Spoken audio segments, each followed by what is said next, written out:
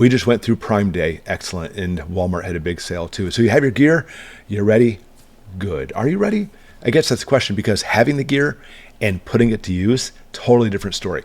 So this video, by the way, is going to challenge you. It's what we need. Not just you, but me too. We always need to challenge ourselves. That's the only way you're going to grow and get things done. Because we need to prepare for a coming whatever, a collapse, a disaster, war, grid down situation. All of these are very likely, and we have to be ready. And that's why we have our gear.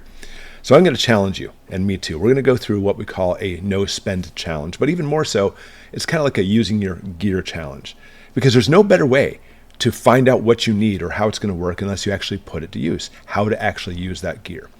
All right, so first off, during this challenge, I really want to see how this works for you. And we'll do a follow-up video later. No buying anything during this challenge. Yeah, I mean, you can make notes because obviously if you find you're missing something, you want to buy it later, sure. But during the challenge, it's all about improvising. If you don't have a certain thing now, you're going to have to find something to do, because when the crap hits the fan and there's no more Walmart, Amazon, etc., there is no, I need to check those off, go to the store. You're going to have to improvise. And we're going to do this probably for a week. How much gear can you go through and figure out how to use it for a week? If you find something missing, note it down, pick it up later. Begin by making food only from what you have in your stores. Rotating stock, of course, is always the best way. You find your oldest stuff first and go through it. But even better, maybe you have one of those cans that's missing a label. It's been sitting here for a couple of years. I guess it's time to go ahead and give it a try and open it up. And this is where improvising comes in too, because guess what? You want to be able to eat whatever you have in front of you and go from there.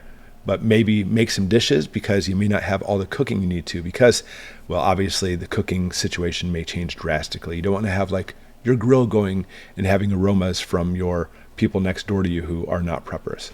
But with that, this is a great time to organize your preps too, to see what you have and have everything in certain locations. Obviously, the emergent stuff you need to be able to get to quickly, so you have that in a very specific spot. If you have certain items that are often grouped together, what I do is I put them into a tub. Let's say you have like a cooking set. I have like a BioLite cooking set. I've got a bunch of different types of cooking sets, by the way, little ovens and stuff that I can cook with outside. I put them into a tub, so that way I can just grab the tub. It has utensils, it has spatulas, fire starting stuff, all the cookware for cooking outdoors, all in one tub. And that way I know where it's at. And also, of course, it lets me know if I'm missing something too.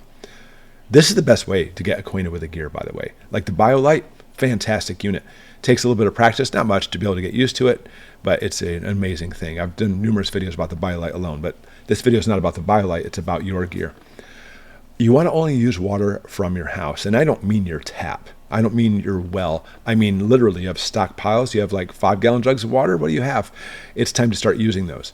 And you have to understand that there's two ways to use the water. It's either hygiene or cooking and drinking. And obviously this is the priority. And I'm not saying don't have hygiene, but having like a washcloth or baby wipes, some Gold Bond powder may be the best way for hygiene, and conserve the water which you need for obviously keeping you alive, since it is so essential. So turn off your breaker.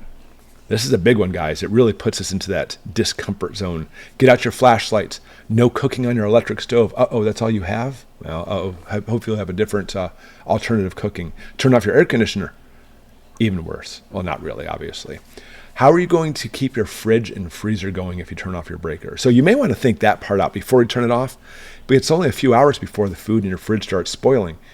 But you know what? Again, it's the best way to really jump into it, to know what you're doing. And having a good solar generator with the solar panels, we talked about those a lot in the last few weeks, could keep your fridge going, can almost guaranteed will keep your freezer going. So keep that in mind and give it a try. Time to take it to the great outdoors. And this is right up my alley, by the way. Maybe you'll have to leave your home. Maybe there is some kind of like war heading toward your home, or maybe there's a wildfire you need to bug out. And camping's fun anyway, so give it a whirl. Grab everything and head out into the woods. Maybe you have a tent. Maybe, like I've talked about in the past, maybe you just have a tarp over your head. Go through all the things you'll need. Sleeping bag, sleeping pad maybe, so you're not sleeping on the hard ground. All the things you want to look at for camping outdoors. And you know what? It's summertime, a beautiful summer. Take advantage of being outside. That's what you should do. Of course, take care of your furry little friends. You want to make sure you have them and have enough food for them, or at least have a system where you eat your food and you give some of the scraps off your food. I know today in modern age, people want to feed their dogs top-notch stuff.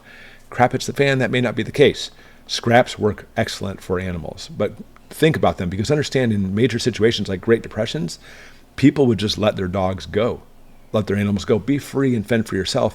And literally in the Great Depression here in the United States, there were giant roving packs of dogs going places, just ravaging areas because they were all used to be house pets for people. Next up, people don't think about this one. While you're going through these challenges, you're going to sit there and say, well, now what? I can't watch Netflix. Yeah, go back to the way things used to be. Like maybe play cards. I have a solar radio. I love my solar radio. Maybe listen to some music on your solar radio. Do something that not only gives it as a distraction, but keeps it so you're not thinking about what's going on outside. I mean, right now in the practice, nothing's going on outside. People mow their lawns maybe. But in reality, there's going to be bad stuff outside. You need to sometimes take your mind off of that. That's even like just for prepping overall, isn't it? Because people get so worked up and they're like, I just need to step back a little bit. Always a good thing.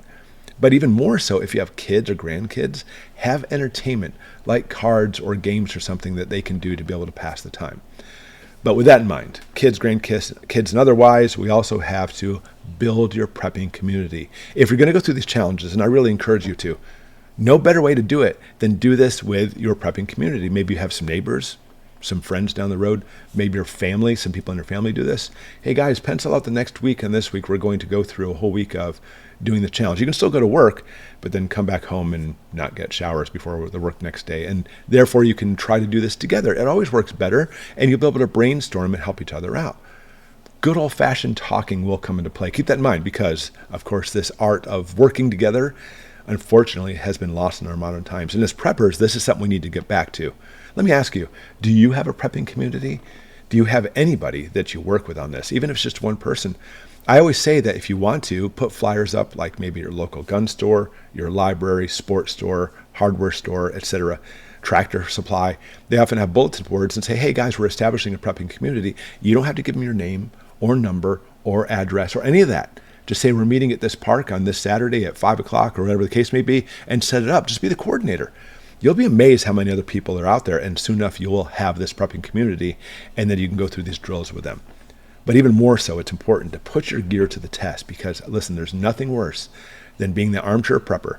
Hey, cool, I bought this gear, I'm set, and you go back to sleep. No, you have to make sure you know how to use the gear and you have all the gear you need for when this happens. Because when we're looking at disasters, there is going to be a disaster that's going to hit. Guaranteed. Maybe a local disaster in your area, maybe a national disaster, maybe worldwide. So things we need to prepare for and be ready for.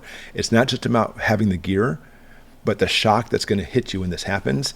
You're not going to want to be able to use the gear because you're going to be wigging out.